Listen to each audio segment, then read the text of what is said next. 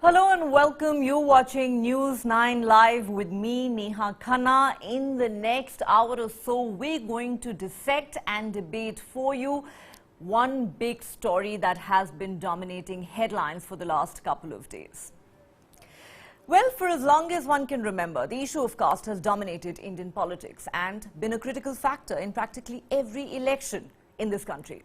The latest state gearing up to go to polls is the southern state of Karnataka. Little wonder then that caste seems to be emerging as a major issue once again.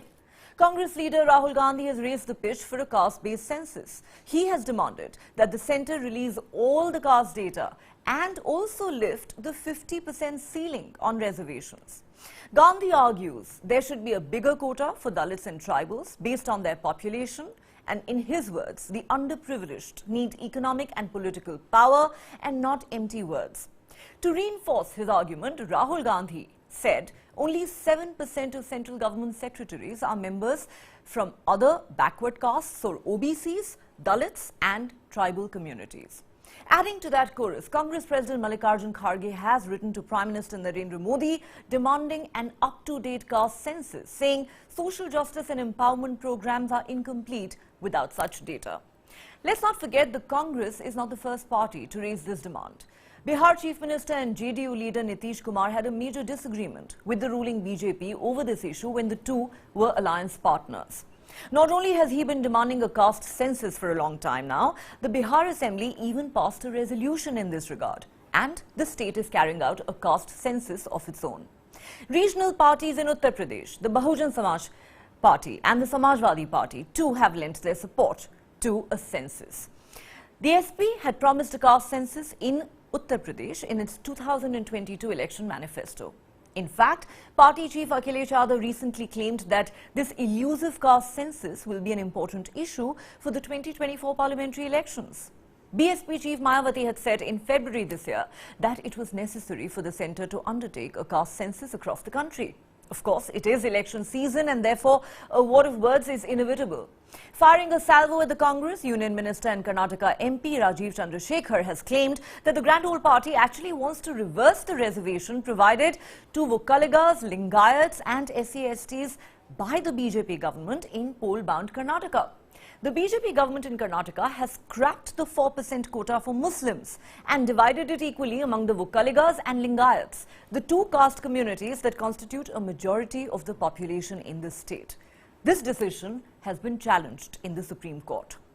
The question we are asking is this: does India need a caste census? What impact could such a census have? Why is the BJP-led central government reluctant to undertake such an exercise as the opposition claims? And do caste-based reservations really benefit the backward communities that they are meant to help? Or are political parties the ultimate beneficiaries? Before we get into this debate, let's listen into what Rahul Gandhi said on this issue. जब हमारी सरकार थी, UPA की सरकार थी, 2011 में हमने census किया था और पहली बार हमने सेंसस में सवाल पूछा था कि भैया आप ओबीसी हो, आप दलित हो, आप आदिवासी हो, आपकी जात क्या है? और पूरा का पूरा डेटा हिंदुस्तान की सरकार के पास है, मगर नरेंद्र मोदी जी ने डेटा पब्लिक नहीं किया है, छुपाया हुआ है। दिल्ली की सरकार को मालूम है ओबीसी की कितनी आबादी है हिंदुस्तान, अगर दिल्ली की सरकार किसी को बता नहीं रहे तो मोदी जी, अगर आप सचमुच में ओबीसी को ताकत देना चाहते हो, आर्थिक ताकत देना चाहते हो, राजनीतिक ताकत देना चाहते हो, तो सेंसस में जो डेटा है उसको पहले आप पब्लिक कीजिए कि देश को पता लगे कि इस देश में ओबीसी वर्ग कितना है, दलित वर्ग कितना है, आदिवासी वर्ग कितना है। अगर आप नहीं करोगे तो कांग्रेस पार्टी ये काम करके दिखा देगी। All right, Congress leader Rahul Gandhi there raising the pitch on the issue of a caste census, which of course has been elusive for a long time here in India. What implications is this likely to have, especially in the run-up to the Karnataka polls? To dissect that, I am joined on the show by Professor Sukhdev Thorat. He is a Dalit activist and writer. Also with us is Anurag Naidu, a political analyst. And joining me here in the News 9 live studio is my colleague Kabir Naqvi. Professor Sukhdev Thorat, if I could start with you. Sir, before we actually get down to the nuts and bolts of what this may mean for the Karnataka elections, which are now around the corner, I want to ask you a larger question. What do you make of this sudden political debate that we're witnessing on the issue of a caste census, with Rahul Gandhi no less demanding that there be a caste census? He's even demanding that the 50% ceiling that exists on reservations be lifted by the centre. What we really want to understand from you, sir, is this. Do these reservations truly benefit the intended beneficiaries, or ultimately is it really political parties that are the beneficiaries of most of these reservations that often emanate from caste-based politics more than anything else? Well, thank you very much for inviting me. I think the question that you are raising is wrong question. Never the reservation for scheduled castes began in demand in 1920 and then extended to 1930 and later on to the Constitution was based on politics. It was Dr. Ambedkar provided a substantial data on the discrimination and deprivation of the scheduled caste and later of a scheduled tribe. So primarily the demand for reservation is based on the socio-economic condition of the scheduled caste. It is then taken over by a political party. They have their different point of view. You know that political reservation, there was a difference between Gandhiji and Ambedkar. Gandhiji went on a hunger strike, but finally there was an argument. So the prime issue always is that whether a particular community deserves reservation or not based on the data. That is the first. Politics come later on, if at all there are differences of opinion between the parties. But basic thing is that there is a problem exists and there is a justification provided based on data for reservation. Second, whether the reservation policy has helped to the deprived group or not, I think the answer to the question is yes, and big yes. The proportion of the scheduled caste in public employment, proportion of scheduled caste in higher education institution, and obviously the proportion of scheduled caste in legislature, in state and the center, is primarily because of reservation. We do not know what would have happened had there been no political reservation for scheduled caste. Whether they would have been there in tune with the population share of 16-17% or 4 or 5%. So after the withdrawal of the political reservation for the minorities, Muslim, their share has dropped down to 4% from their population share of 14%. We must know that there was a political reservation for Muslim and Anglo-Indian and Christian till 1950. So I think the reservation has helped and brought a mobility among the scheduled caste and scheduled tribe, economic and educational mobility, and also share in the parliament. There are 82 MP from the scheduled caste, and there are half of them from scheduled tribe, and they constantly raise the question. They constitute the member of the committees attached to the Ministry of Social Justice and Empowerment and other ministries. So they always emphasize on the policies, and their suggestions, standing committee suggestions, come as a source of framing of the policy. So reservation in general has helped. There are limitations, obviously.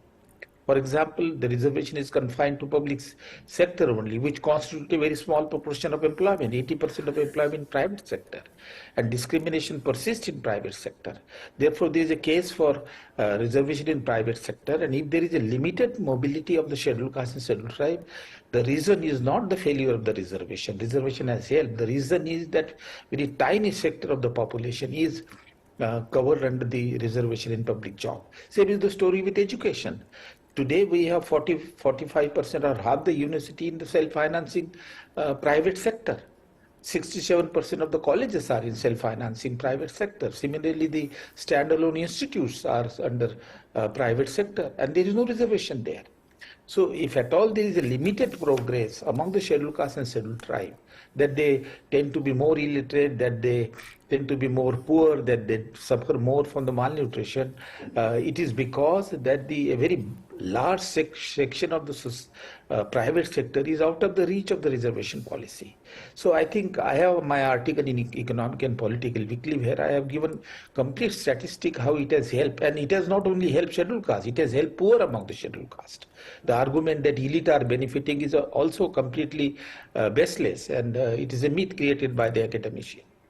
Okay. Professor Tharad, of course I agree with you, sir, but let me just clarify why I raised this question. I am not questioning the reservation policy for a minute. The question I meant to raise was, do our political parties really care enough about the cause of the backward classes, or is this at the end of the day just an attempt on their part to pay lip service to the cause of the Dalits and other backward classes, especially on the eve of an election? I think that was the larger point that I was trying to raise. And of course, it was Professor Ambedkar who envisioned reservations. But the question really is, where do we stand today as far as the issue of caste in this country is concerned? And is the demand for a fresh caste census legitimate? I will come back to you, Professor Tharad, but let me take that question to Anurag Naidu. Anurag Naidu, you've heard Rahul Gandhi and many other Congress leaders, in fact, leaders of regional parties, including Mayawati and Akhilesh Yadav, also saying that the time has come for a caste-based census. Rahul Gandhi, in fact, is directly attacking the government. He has said, Prime Minister ji, the underprivileged need political and economic power, not empty words. Take these three steps. Make the 2011 census figures public. Why are you hiding these figures, he asks. Tell us how many OBCs are there in the country. Remove the 50% cap on reservations. Give reservation to Dalits, tribals according to their population, says Rahul Gandhi. The question that the Congress is asking is, why is the BJP-led central government reluctant to undertake this exercise of a caste census? What is your take? Neha, first of all, thank you for having me on the show. But I don't think any government, or any political party-led government is reluctant. And if you see the statement of Mr. Gandhi, what you read at the end is the most important part, that the 50% cap needs to be done away with. And that's the jumla for this election. And, it is nothing, in my view, it's a classic case of, electoral exploitation. And this will just nothing but will destabilize the electoral mood. Because if you have to understand, the last caste census, as they call, was done in 2011. And it was told by none other than Mr. Gandhi. And their party was in power. And I think by all means, if Mr. Modi government or the current dispensation of the day is reluctant, as they say, they can come again out with their own figure, because they are aware the figures and the values are well exposed to all the high command of the Congress, to come out and say that this is what it was, and there is nothing wrong in doing a caste census. In fact, what I would, as an independent analyst, how I would see and look at this caste census is it's more of a socio-economic survey. Let's not look at it from a caste and community perspective, because why this 2011 census that we're talking about did not stand ground is because of the lot of errors it had. Because you have to understand, when a census or a survey is carried out, there are certain parameters. People go out and evaluate the communities and the households in certain parameters, and these parameters are defined by the government of that particular day, based on based on the information or based on the knowledge they have. And the problem lies there, because a large group of all the communities, or particular communities which were otherwise backwards, have been evolved, and we really don't know what is the latest data and who are the people who are in need of reservation, who are the people who need to be supported. And that is very important. Nobody is denying the fact that the caste-based census or this socioeconomic survey would help tailor a reservation policy to ensure equitable representation for all the communities. But there is also a larger threat of political exploitation. There is a larger threat of increased discrimination. And how do we deal with it is, there is indeed a need of doing a fresh socioeconomic survey, but that has to be on the parameters that hold good today. Let's not talk about the parameters that stood ground into 1947 and 1960 and 1970. But things have changed. We need new ways of structurally defining our policies around this backward communities of people who are deprived of resources, and we need to back them. They are our brothers at the end of the day. But and also, let's not worry about the data. If the Congress and Mr. Gandhi is talking about socioeconomic or the caste census, 2015 Siddaramaiah government in Karnataka did one. They spent about 185 crore rupees, and about I believe close to 1.6 or 1.7 lakh teachers and government employees were involved in this whole process. It was a gigantic process in that sense, and the result, nobody even brought it down to the cabinet or the assembly. And that's the kind of respect that we see for a caste census. And now you come 6 or 8 years down the line and say, come on, I know this is something that is a core of our agenda, and let's do it. So the 2 times back then when you did it, you need to speak about it more. Okay, it's interesting. You have a nuanced position on this, Anurag. You seem to believe that at the end of the day, this has unfortunately become an electorally exploitative exercise, because that is how political parties operate on the eve of an election, that most seem to just pay lip service. Even the Congress party has not exhibited enough seriousness or sincerity in this regard in the past. But in all fairness, and I'm only playing the devil's advocate, when you talk about Karnataka undertaking such an exercise, or we know that Bihar, for example, under Nitish Kumar is undertaking its own census, at the end of the day, we know that this has to be a nationwide exercise. It does not make sense for it to happen, in a state-specific manner, and for it to be undertaken on a national scale. The only party that can do it is the party that is in power at the center, which is the BJP, which is why you have many opposition parties now almost uniting against the government over this issue, and we'll come to that in a moment. But Kabir, let me come to you. Another interesting dimension to this issue that we are discussing today is the fact that the BJP government in Karnataka decides to scrap the 4% quota that existed for Muslims, decides to divide it equally amongst the Vokaligas and the Lingayats, who, as we know, are the predominant communities in Karnataka. And that decision has now been challenged in the Supreme Court of India. It is in fact going to come up for hearing today. How is this likely to play out, especially in the run-up to the Karnataka polls?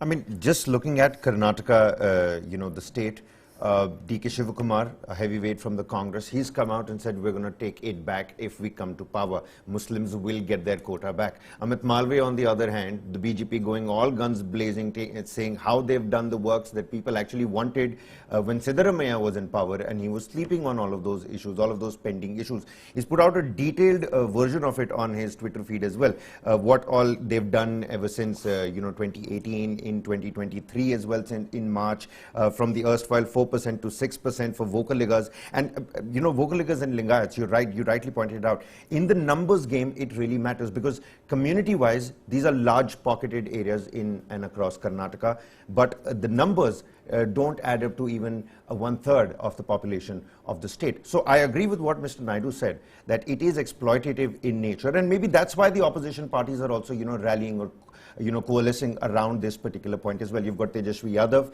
The second phase of the Bihar state survey has already begun, and he's already urging his counterparts from other states. M.K. Stalin also, Ashok Gehlot, in that social justice conference that was held just a couple of days back again. That social justice conference, again, the caste-based census was something that was heavily spoken about. So casteist politics is going to be a real factor in the run-up to the 2024 elections. But the right question that we are trying to ask here is whether the people, the lower strata of the population, is going to benefit from it or not, which doesn't seem like it at the moment. You've got historic precedents when the Congress and all the erstwhile governments, ever since 1947, for 43 years, nobody acted on any of the recommendations from various commissions. It took 43 years for the VP Singh-led government to act on it for the first time. So when the Congress party now questions BJP why they're not holding or revising the caste-based census, which is important and necessary, and on the other hand, what political analysts like Mr. Naidu are saying, that there is exploitative nature, the threats of discrimination, that still is not a reason enough for us to not go ahead and do another caste census. A country as big as India, we need to understand how we must revise our demographics and then help that tailor our policies to help the actual people who really need. And social justice, it seems like, is going to be a big poll plank for the opposition as well, not just Karnataka. Neha. Absolutely. I think that is a very important and interesting point that you're making, Kabir. And I want to take this back to our panel of guests, starting with Professor Thorat. Professor Thorat, you know, we're not debating the merits of the reservation policy per se, sir. We're talking about how it has played out in Indian politics over the years and decades, and coming specifically to 2023, with one opposition party after another raising this issue on the eve of the Karnataka elections. The general elections, as Kabir just pointed out, are now barely 1 year away. And it looks as if it's becoming a rallying point. This issue of a caste census is becoming a rallying point for several opposition parties, because it's not just Rahul Gandhi and other Congress leaders, JDU, Samajwadi Party, BSP, RJD, DMK, one after another. All these parties are raising these issues, opposing the government over its stand, questioning its reluctance, the BJP government's reluctance to undertake a caste-based census. Therefore, my question to you, sir, is how do you see this issue playing out politically over the next few months in the run-up to both the Karnataka elections, which is of course around the corner, and the next general election, which is barely 12 months away? Parties will take the issues of caste census, and because it has its political advantages, and well, there is no disagreement on that point. Many political parties will take it, and Congress has taken it. It is justified, I think, from their point of view. But for us as an academician, we have to look at the issue from an academic point of view. The issue is that you know that how reservation is being extended. It began with scheduled caste, extended to scheduled tribe, then to OBC, then informally to women. They are asking for political reservation, then informally to Muslim. Now we are coming for the subcaste reservation. Karnataka has a case before the Supreme Court. Now, if you want to have a genuine argument in favor of reservation, you have to have a data. And you have to have a data on socio-economic data, ownership of capital asset, education level, the proportion of casual labor, and above all, what you require is the discrimination. Reservation is not for poor. Reservation is for the discriminated group. Now we have extended the reservation to economically weaker section. There is no end to it. But I think the controversy arises when we don't have a sufficient empirical data. And therefore, there is a justification to have a caste-wise census, because we are going to the subcaste and asking reservation for each subcaste, which may be, there could be a disagreement whether we should have it or not, but there is a demand. Now, if we are going down to such a low level, we should have a sufficient data to justify, even for Supreme Court to give a judgment whether the reservation is justifiable for particular subcaste. They have to have a data on discrimination and the socio-economic status. And therefore, the caste census is important. It may be politically used by the political party, that's another issue. But Congress did the census, population census, conducted a caste census by a creditable organization like population census. They should bring it out. Why should not they bring it out? It will help. It may have a limitation, as one of the participants pointed out, but with that limitation, every survey has the limitation, but we have a data on caste-wise, subcaste-wise, and we should use it to base our policies of reservation on a empirical evidence, so that there will be less dispute. At the moment, in the lack of data, we can just argue out whether there is a case for reservation or there is not a case for reservation. But if we have a data, we should release that caste census, and it is necessary. In a caste-ridden society where the policies are determined on socio-economic and caste consideration, we require a data. You know, I have to say, Professor Thorat is making an argument which is very hard to counter. Before I take this back to Anurag, who seems to have a slightly different take on this issue, if I could just request my director to bring up on the screen the graphic that we have for Karnataka's unreleased caste census. Rahul Gandhi has talked about how there was a caste census undertaken in the country in 2011, but the data was never released. Rahul Gandhi says, why is the government of the day scared of releasing that data? However, we have another set of data for you. According to media reports that have come out, Karnataka undertook a caste census but did not make the figures public. According to this census, Dalits constitute 19.5%. Can we just go back to that slide, please?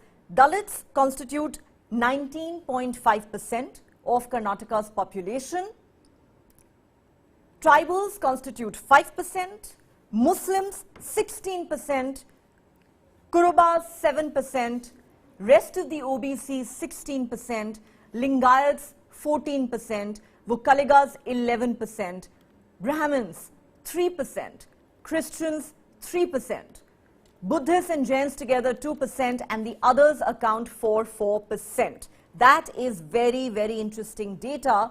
And as Kabir and I were discussing earlier, the Lingayats and the Vukaligas, they together constitute barely 25% of the population and yet remain the predominant castes in the polity of Karnataka, with, remember, Chief Minister after Chief Minister coming from the Lingayat community. You want to weigh in on that very quickly, Kabir, the figures that I've just rattled out before I go back to actually, a small plug-in here as well, Neha. You know, News9 Plus has come out with this documentary called 80 Not Out, because if you're 75 and a BJP veteran, chances are you're going to be at the Marg Darshak Mandal, which is the retirement home. But in case of B.S. Yediyurappa, he's been pulled out of retirement because you need somebody like Yediyurappa with the kind of sway he has over that particular community. And that just goes on to show, come election season in Karnataka, you know, all politicians are making a beeline to various mutts. Rahul Gandhi is no different. He's also spoken about it as well. So in terms of Karnataka, vocal and Lingayats are that crucial factor. But this year as well, in Shivamogga area, you saw the Lambani, the Banjaras also protesting. Those people from the Banjara community climbing up on tall buildings, throwing down BJP flags. And the BJP is, banking heavily on these communities when it comes to elections this time around. There's a strong undercurrent that Rahul Gandhi in Bidar and, Kolar was talking about, a strong undercurrent of the Congress party. And the Congress party, it seems, is unperturbed, but with the fact that DKS has gone on and said that we're going to take back the 4% scrapping of the Muslim quota. And the BJP, on the other hand, is not bothered at all with what DKS has to say at this point in time. So it's going to be interesting to see how things are played. Just to give the viewers a sense of what happened last time around, there were 58 Lingayat MLAs all across. 16 went to the Congress, 38 to the BJPs in terms of the ST seats, 9 to the Congress, 9 to the BJP. And when you're looking at the Kurubas, 9 went to the Congress, but only 1 to the BJP. So caste calculus is going to be really interesting to look at in Karnataka as well. Caste calculus is always a big factor in Indian elections, particularly so in a state like Karnataka. And, I have to chime in here on that one interesting point you made, Kabir, about how DK Shivkumar, Karnataka Pradesh Congress Committee President, is making all these noises about how if the Congress comes back to power in Karnataka, they'll bring back the 4% reservation for Muslims. You said the BJP doesn't seem to care. I'm tempted to say here, Kabir, that the BJP is probably, reveling in the fact that the Congress party seems to be more engaged right now in the battle over Kaun Banega Mukhya Mantri, or who will be Chief Minister from the Congress, Sitaramaiah or DKS, if the party comes back to power. So perhaps the BJP will be happy to leave the Congress fighting amongst itself. But on a more serious note, Anurag Naidu, let me come back to you and talking about specifically the issue of a caste census. I think Professor Thorat makes a perfectly legitimate and cogent argument when he says that if you do not question the merits of the reservation policy, and as I understand from your arguments, you don't, then the question that arises is, if you're going to help those who need it the most, by which we obviously are referring to the Dalits, the most backward classes, how are you going to be able to achieve that without empirical data in place? Isn't that a very simple and logical argument that Professor Thorat and many others are making? That if you want to help these communities, you've got to have adequate data on them. And why is the government therefore running away from undertaking the census, or at the very least releasing the 2011 data that already exists? Because at the end of the day, don't we need to know how the numbers stack up?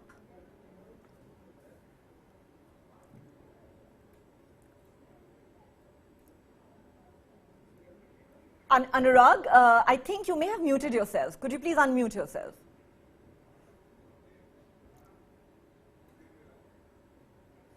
Okay.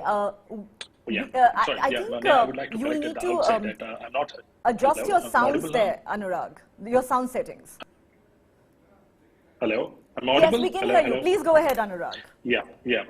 So, Neha, at the outset, I would like to tell that I never opposed this caste census, and I've never, I don't want to disregard the importance that it has in deriving the policies for the, for the deprived or for the backward community, of the economically weaker communities. But what I'm trying to say here is, even BJP or Congress, no party, has any should not have a dominating view about not having it. It is the right of every citizen of India, and it is the right about India as a union, that we need to have the right data to, for our country. But my larger contention is, and I also would like to go back to the point that Professor made, and that is what kind of evaluation are the parameters that you're going to evaluate. That needs to change from time to time. There is no denying that we need to do data. And in fact, we have better tools today with AI and data science. We have extremely good technology at our disposal with a large number of population that we have in India. We have better resources at our disposal to do this survey. But I would probably say that it is time that we all sit together, the parliament or the leaders sit together, and define what kind of parameters should be there in this census or the survey that we're talking about. And that has to define, that has to have a principle and agenda that we need to help the people who are in real need, not the people, and I really don't want to discredit, but over a period of time, it has so happened that I've known some families or some communities who have been given these benefits of reservation, but they've had about 5-6 IAS officers in the family, and I really don't see any need of continuing, because economically if they are stronger, socially if they are powerful, they have to take this larger responsibility of lifting up other people who needs this benefit. So I would probably say that we need to relook into the framework as a whole, and go in a more comprehensive way, rather than just making a political jumla and doing service at the state level just for your political gains, because you know that it's not going to fly, and then throwing some kind of feelers to the voters or the public that, look, we are going to come up with something that is going to benefit you, which never did over the last 3 decades. So we need to be more serious and do away with this part-time politicians making claims, but need to have a serious national level economic, socio-economic survey which benefits. Okay, Anurag, I understand the point that you're making, this age-old argument about how the creamy layer ends up benefiting mostly from reservations and it doesn't reach those who it's intended for, and I'll take that to Professor Thorat in just a moment. However, isn't this argument rather disingenuous and somewhat misleading? Because we can debate till the cows come home whether the right people are benefiting from the reservations or not. The question here is, why are we shying away from collating the necessary data, the empirical numbers that we need in order to go ahead and benefit those who need help the most? While we fix Anurag's audio there, because we seem to have a bit of an issue there, let me take this back to Professor Thorat. Professor Thorat, I want to ask you 2 questions here, sir. Number one, do you want to address this oft-repeated argument that's made, which has been made by your fellow panelist Anurag Naidu as well, that the creamy layer benefits the most, the elite end up benefiting the most from these reservations. There's a family with 4 IAS officers and they end up benefiting from these reservations, not those who need it the most. Do you believe this is a disingenuous argument, or is there some merit in it and therefore we need to address this? Also, sir, do you believe, again, I can't help but bring in politics here, do you believe that this issue of caste census, given some of the statements we've heard in the recent past, could become a rallying issue for opposition parties in India? Thank you very much for asking. Let me take one by one. You asked me whether the reservation has helped relatively economically better off people, that is so-called creamy layer. You know, I have examined this statistic in greater detail in my article in EPW to counter this argument. You know, if even if you take the central government position A, B, C, D for scheduled caste and scheduled tribe, almost 65% of the posts are C and D, which are class 3 and class 4. Number one, if you take the qualification of those who are in reserve categories, bulk of them, that is more than 65%, are higher secondary. Also for rural area, if you take those who are under reservation, bulk of them are owning land less than 2 acres. So you will see that reservation has benefited the poorer section from the scheduled caste and scheduled tribe.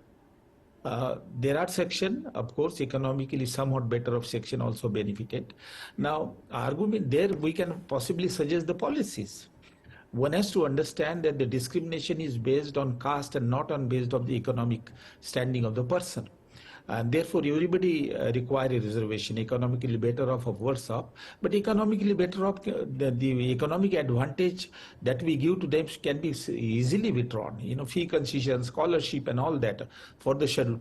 Cannot extend that argument for the reservation. So that is the answer to your first question. Second is, obviously, the point made by Naidu is that there are better off section among the OBCs. They are possibly getting that access to reservation. Now, it is precisely here I am saying that you require a data when you bring a criminal for OBC or you bring criminal further, you require a data to see that which are the section which are economically better off within the OBC or even among the other section, the subcaste, so that they can then fix the reservation policy for the relevant section. It's precisely for them we require a data from the census. I think Naidu is mistaken that the population census is a household survey. It is not selected variable. Entire information about the household, land ownership, business, education level, population, every data is collected. It is not selective. So why do you need a second central census? This present census of 2011 has enough of data. I give one example. Please bear with me that I am disclosing something which is confidential, but in order to make a point, I was the chairman of the committee in Indian Council of Social Science Research, where I was given all the studies of 5 states to justify the reservation for the Jat community. For 5 states, and the population census has agreed to give us the data, and they did not give us the data at the finally. And I recommended that there is no enough database. The surveys taken by the individual state were very inadequate, and I could recommend the reservation for the Jat. And it went to the OBC Commission, it went to the Supreme Court, and the Supreme Court justifies the argument of my committee.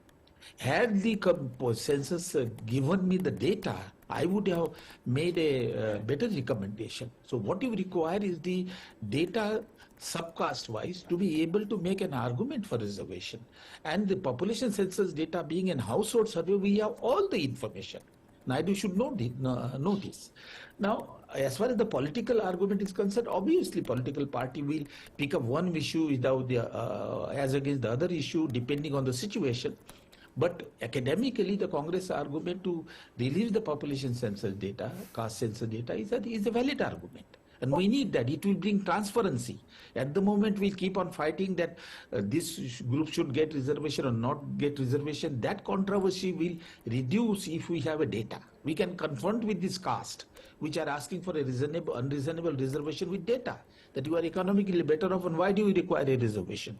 We can have a pro-poor policy for such Professor group, but not the I'm really reservation sorry policy. to interrupt you, sir, but can I ask you one quick follow-up question, sir, before I take your arguments back to Anurag?